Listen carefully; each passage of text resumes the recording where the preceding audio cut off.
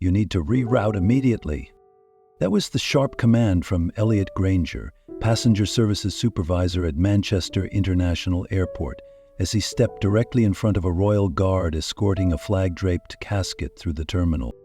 But Granger crossed the line the moment he dared to reach for the flag. Want to know what happened next?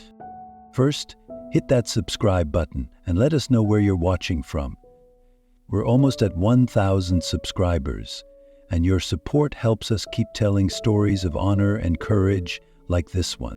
The heavy steps of Sergeant Caleb Morgan echoed across the marble floor. Dressed in the striking scarlet of the Queen's Guard, his tall figure moved with military precision. In his grip was the casket of Lieutenant Mason Reed, his best friend of 8 years, now draped in the Union Jack.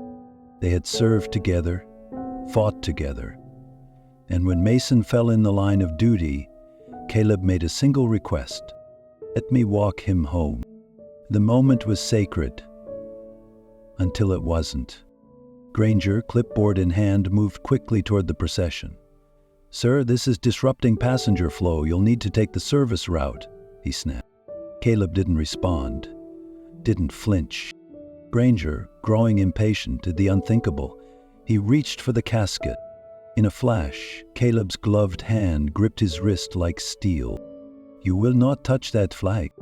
His voice was low, but it struck like thunder. And in that instant, the entire terminal froze. Elliot Granger froze. The pressure of Sergeant Caleb Morgan's grip wasn't violent, but it was immovable. A message, silent yet deafening: "This isn't negotiable." "I'm simply trying to follow airport protocols," Granger stammered, voice cracking. "This is a public terminal. There are delays. People are missing flights." Caleb's eyes didn't waver. Lieutenant Mason Reed gave his life so others could get home safely. "I'm not asking, I'm fulfilling a promise." Travelers nearby exchanged glances, phones lowered, conversations ceased. Even the TSA officers on patrol took a step back, sensing something sacred. Granger opened his mouth, perhaps to argue, but said nothing, because just then, Pajikushkin. Mason's father stepped forward. Douglas Reed, a retired Army sergeant in his 70s, stood tall despite his age. His military ribbons still pinned neatly to a jacket that didn't quite fit anymore. "That's my boy," he said, his voice rough but steady. "And that man carrying him? He's more than a soldier. He's family." Granger blinked. Douglas walked beside the casket now, hand resting lightly on the flag. "Let them walk. Let him come home the right way." Caleb met Douglas's eyes, and for a second his mask of discipline faltered, just enough to show a glimmer of grief beneath the surface. Then he returned to formation. The procession resumed. No detours, no shortcuts. And every step forward now carried more than just a casket. It carried a nation's respect. Let them walk. Let him come home the right way. With that, Douglas Reed, the fallen soldier's father, had cleared a path words alone couldn't open. Sergeant Caleb Morgan returned to his post beside the casket, and together with Private Owen Clark, they resumed the solemn march through Terminal B. But just as they passed Gate 37, something entirely unexpected happened. A woman burst through the crowd, crying, shaking, clutching something in both hands. Security flinched, ready to intercept her, but she stopped just short of the casket. "Wait, please, I need to say thank you," she sobbed. Granger, now subdued and watching from the sidelines, instinctively raised his hand to halt her. But Director Linda Fairchild, who had arrived quietly minutes before, motioned for him to stand down. The woman knelt before the flag-draped casket. "Your friend saved my son," she said, choking on every word. "Lieutenant Reed. He pulled my boy out of a burning convoy in Kandahar. I never got to say thank you. I never even knew his name until I saw the news this morning." In her trembling hands was a drawing, childlike, colorful. "My son made this last night. He calls the man in red the guardian angel. He doesn't know he's gone. I didn't know you'd be passing through today, but I had to try." The moment gripped the terminal like a vice. Travelers once again paused. Phones didn't rise. No one reached for a selfie. This wasn't a spectacle anymore. It was something sacred. Caleb stepped forward, eyes locked on the drawing. He took it with both hands, ceremoniously, almost reverently, and tucked it beneath the fold of the Union Jack. Then he saluted. The woman sobbed louder. Not with sorrow, but relief. Private Clark whispered under his breath. Mason would have smiled at that. Caleb didn't reply, but a slight flicker in his jaw betrayed the storm inside. A few gates ahead, an airline supervisor radioed in, "We're holding flights for 5 minutes. I'll take the heat. This deserves the delay." Others followed suit. Ground crews shut down conveyor belts temporarily. Baggage handlers stepped out onto the tarmac just to stand and watch as the honor guard approached the final corridor. The crowd had grown, not with noise, but with presence. Strangers standing shoulder to shoulder. Children held close.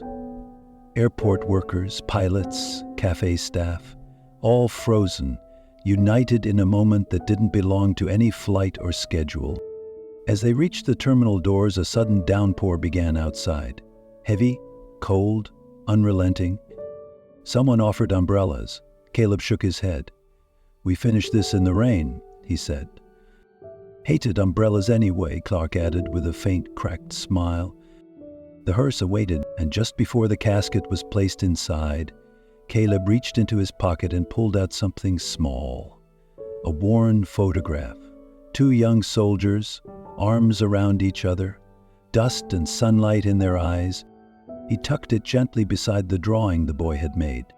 2 pieces of memory, 2 voices that would never speak again, but would now travel home together. He gave a final salute. And just when you thought the moment had reached its emotional peak, a voice called out from the crowd. It was a boy, maybe 7 years old, his voice small but clear. "Thank you for saving my dad." The mother gasped. Caleb's head turned slowly, and the entire airport once again stood still. The boy's words, "Thank you for saving my dad," hung in the air like a final note in a national anthem. Soft, pure, unforgettable. The crowd instinctively turned, eyes scanning for the voice's source. A small boy stood beside the woman from earlier, his hair soaked by the rain, shoes slightly too big. He looked up at the casket with the awe and confusion only children carry in moments too large for them. Sergeant Caleb Morgan blinked once, long and hard. He had trained to stand still through wind, cold, and chaos, but nothing had prepared him for a child's voice turning grief into gratitude. He lowered his eyes just for a moment and nodded slowly. Nearby, Elliot Granger, the same man who had tried to redirect the procession through a service corridor, stood motionless. The clipboard that had once been his shield now hung limp by his side. His face, so rigid with protocol just moments before, had softened. He turned toward Director Linda Fairchild. "I didn't know," he said quietly. "I just thought it was delaying traffic." Linda didn't reply. She simply gestured toward the scene unfolding before them. "Now you do." Granger took a step back, as if giving space, not just physically but symbolically. For the first time that day, he chose silence over control. Inside the terminal, conversations began again, but in hushed tones. Parents knelt beside their children, explaining what a flag meant, explaining why men in red coats stood so still, why some walks are sacred, even when they delay flights.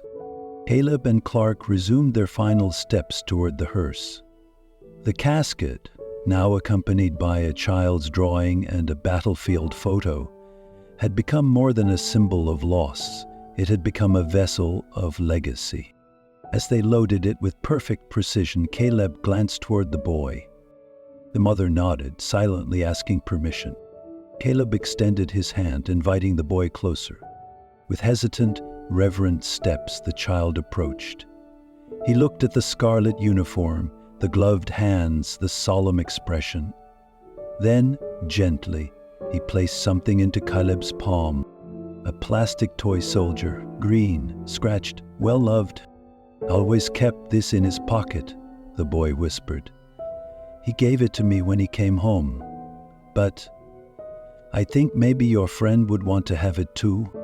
Caleb stared at it for a long moment. Then he knelt, breaking protocol once more, and said, "Your dad's bravery lives in you, and this belongs with him now." He placed the toy soldier alongside the photograph and the drawing inside the hearse. Across the wet pavement, Granger remained rooted, his polished shoes now damp, his confidence washed away. What remained was a man quietly reckoning with his mistake. He turned to Private Clark. "I misjudged all of this," he admitted, voice barely above a whisper. Clark raised an eyebrow. "It's not about judging," he said. "It's about learning when to stop talking and start listening." Granger looked toward Caleb. "Think he'd ever speak to me?" Clark gave a half smile. "He already did. You just weren't ready to hear it." As the hearse door closed and the rain eased into a light drizzle, Caleb turned for one final look at the people who had gathered. Not because they had to, but because they understood what it meant to honor someone properly. He didn't wave, he didn't speak. But somehow that silence said more than words ever could. 2 days had passed since the procession. Rain had dried, travelers moved on, and Manchester International returned to its usual rhythm. But for those who witnessed what happened that day, something was different. Something had shifted. Sergeant Caleb Morgan sat alone in the barracks mess hall, still in partial uniform. He hadn't said much since the escort. He didn't need to. The silence spoke volumes. A knock echoed through the door. Private Owen Clark stepped in, holding an envelope. "You've got mail," he said with a smile, hand-delivered by the airport director. Caleb raised an eyebrow. Inside was a handwritten note from Linda Fairchild. "Sergeant Morgan, you reminded us that dignity can't be scheduled. In a place obsessed with efficiency, you showed us the power of presence. I've spoken with airport leadership. With your permission, we'd like to create a standing protocol for military escorts through main terminals. We'd also like to honor Lieutenant Reed with a permanent plaque at Gate 37. Thank you for reminding us what matters." Oh, Caleb didn't speak, but Clark saw the way his jaw tightened, not from pain, from purpose. "Looks like Mason's still making waves," Clark said softly. Meanwhile, something else had quietly begun. A video of the confrontation, filmed by a bystander, had gone viral. Over 4 million views in 48 hours. The moment Granger tried to touch the flag, Caleb's unshakable stance, the boy's voice. "Thank you for saving my dad." It spread across platforms. Soldiers shared it, parents reposted it, veterans stitched it with their own stories of service. Teachers played it in classrooms to explain sacrifice. The caption was simple: "This is what honor looks like." Back at the airport, a small table appeared near Gate 37. Flowers, drawings, notes from strangers.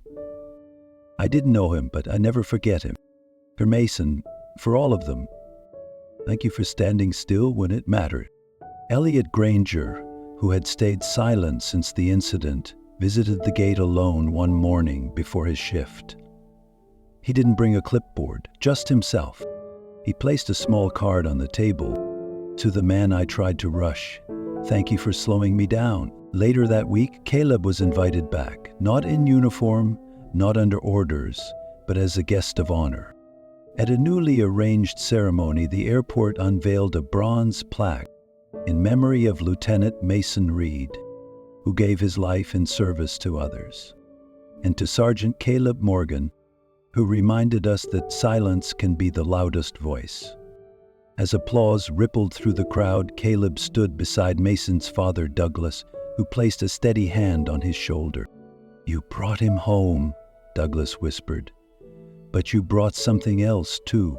You reminded people that honor's not just for soldiers, it's for all of us. A reporter asked Caleb, "Why didn't you take the alternate route that day?" He replied simply, "Because he never took the easy way. Why should I?" The crowd fell quiet. Then someone began to clap.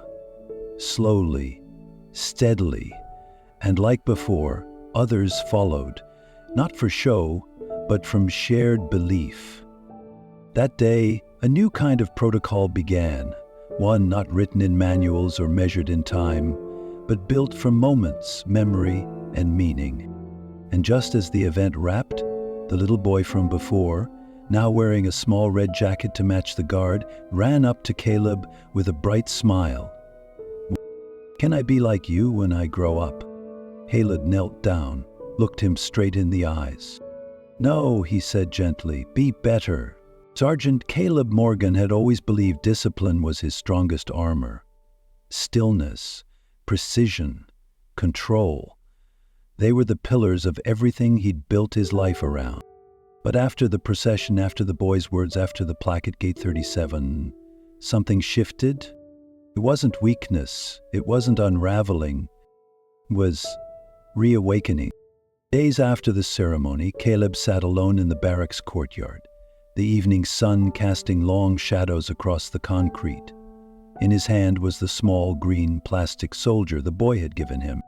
He turned it over slowly, like it held a secret he hadn't quite unlocked. Lieutenant Mason Reed used to joke, "We're just toys in the hands of fate.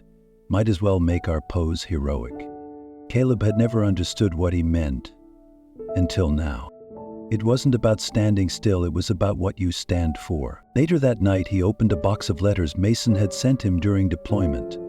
One, dated just before their final mission, read, "If something ever happens, don't just remember me as a soldier. Remember what we tried to protect. Laughter, home. That feeling when kids run up to you and think you're a superhero? That's the mission, Caleb. Always has been." Caleb's hands trembled slightly as he folded the letter back. Not from pain, from purpose. In the following weeks, something changed. Not just in Caleb, but around him. He started speaking to new recruits more often, not about formations or inspections, but about legacy. He told them about Mason, about the airport, about how sometimes the loudest stand you make is the one done in silence. Recruits listened differently, eyes wider, back straighter, like they understood that the uniform wasn't just fabric, it was memory, stitched together by sacrifice. Even Elliot Granger returned. He requested to meet Caleb, not in public, not as an apology, but as a man who had seen something in himself he didn't like and wanted to change. Caleb agreed. They met at the airport memorial, both dressed in civilian clothes. Caleb wore a simple jacket. Granger wore something even rarer on him, humility. "I was trained to prevent delays," Granger said, "but I never realized some moments are supposed to stop time." Caleb nodded. "We all have blind spots. What matters is what you do after you see them." Granger handed him a binder. "This is the new protocol we drafted, not just for escorts, but for memorials, family support, coordination with military liaisons. It's called the Morgan Reed Honor Route. Approved by Civil Aviation Authority last night." Caleb blinked, genuinely stunned. "You named it after—" Granger smiled softly. "After the two men who taught us how to walk with purpose." As Caleb walked out of the terminal that day, he saw something that stopped him mid-step. The boy, wearing a miniature red tunic and saluting every passenger who passed the plaque. Caleb approached slowly. "You practicing again?" he asked. The boy nodded. "Mom says I should stand proud like Uncle Mason, like you." Caleb crouched beside him. "You know, sometimes being strong doesn't mean standing still. It means knowing when to speak up, when to honor someone, when to protect something invisible." The boy tilted his head. "Like what?" Caleb placed a hand over his heart. "Like this?" He stood up, gave the boy a formal nod, and walked away, not just as a soldier, but as a man who now carried more than discipline. He carried meaning. The story of Lieutenant Mason Reed and Sergeant Caleb Morgan could have ended at the airport, with a silent salute, a folded flag, a memory carried home. But that's not what happened. It echoed through terminals, homes, classrooms, hearts. It became something larger than grief. It became legacy. 2 months after the funeral escort, Caleb received a formal invitation, not from the military, not from the government, but from something unexpected. The National School Council of Great Britain. They were hosting a special assembly. Modern symbols of honor beyond the battlefield. They asked Caleb to speak. He almost declined. He wasn't a speaker, he was a soldier. But then he remembered the boy. And Mason's words, the mission has always been about what we protect. So he said yes. The auditorium was packed. Hundreds of students, teachers, even local press. Caleb stood in full dress uniform but without the bearskin cap. This wasn't about ceremonial stillness. This was about truth. He stepped to the microphone and paused. No papers, no speech. Just memory. I was trained to never flinch, never speak, never move. But that day in the airport, I had to break all three. Because someone tried to rush honor, and someone else reminded us why we can never let that happen. He gestured to a photo of Mason on the screen behind him. Hemmer didn't just serve on the battlefield, he served in the spaces most people overlook. In laughter, in kindness, in quiet courage. That's the kind of hero who never dies. He lives in every child who knows what sacrifice means. In every traveler who now lowers their voice near a memorial. In every person who pauses, even just for 1 second, to feel something real in a rushed world. Silence. Then thunderous applause. But Caleb didn't beam, he didn't bask. He nodded once, the way Mason always did when words weren't enough. Later that week, a new mural appeared at Manchester Airport, just beside Gate 37. It showed 2 soldiers, one in full ceremonial uniform, one in desert fatigues. Between them stood a child holding a drawing. The plaque beneath read, "Honor is not how long you stand still, it's what you stand for." Across social media, the story found new life again, not because of algorithms, but because people needed it. Veterans posted their own stories of unspoken grief. Parents showed their children the video before family dinners. Airport staff started wearing small pins with the letters M and R, a quiet code for Morgan and Reed. Even Elliot Granger, now quietly retired, wrote an op-ed. "I once tried to move a soldier for the sake of timing. He moved me instead for the sake of meaning." And then came a letter, delivered by hand to Caleb's post. It was from the boy. "Dear Sergeant Morgan, I still have one of the toy soldiers from the same pack. I keep it in my backpack now. When I'm scared at school, I squeeze it and remember that heroes don't always shout. Sometimes they just stand still when it matters most. I want to be brave like you and Uncle Mason. Love, Lucas." Caleb folded the letter carefully, placing it beside Mason's final note in his chest pocket. He looked up at the sky, the way soldiers do when they're not sure if they're praying or just remembering. Then, softly, as if Mason could still hear him, "They got the message, brother. We did it right." What began as a delayed funeral procession became something far more powerful, a mirror reflecting what we as a society often forget. That honor isn't just a military word, it's a human one.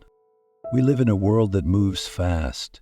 We skip moments, we scroll past meaning. We measure value in efficiency, not in empathy. But that day in the airport, when a soldier stood still, when a child spoke truth, when strangers paused mid-slight to show respect, we saw something rare. We remembered how to feel. The real lesson wasn't just about patriotism or protocol. It was about presence. Because in that moment, A silent stand spoke louder than 1,000 speeches. So what can we take from this into our daily lives? We don't all wear uniforms. We don't all carry flags or guard caskets. But every single one of us will face moments where we have to decide, do we rush past discomfort or do we stand in it with someone? Do we look the other way or do we meet pain with presence? Do we silence stories because they slow us down or do we amplify them because they lift us up? Honor shows up in many forms. In the teacher who stays after class for a struggling student, in the nurse who holds a patient's hand longer than the chart requires, in the stranger who kneels beside a grieving family in the middle of a terminal, is in the quiet moments when no one's filming, when no one claps, that the truest kind of courage appears. So next time you're tempted to hurry past someone's pain or dismiss a small act of remembrance as just symbolic, stop. Remember Caleb. I remember Mason. Remember the boy with the toy soldier in the drawing. Then ask yourself, what do I stand for? Because you don't need a uniform to show honor. You just need the courage to pause when it matters.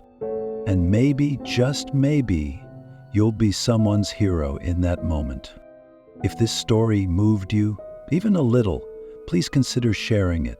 Not for views, but because sometimes the world needs reminders that dignity still exists, that kindness is still louder than noise. Don't forget to like, subscribe, and hit the bell so you never miss stories like this again. We're almost at 1,000 subscribers, and every one of you is part of this mission. We'll see you next time, and until then, stand for something.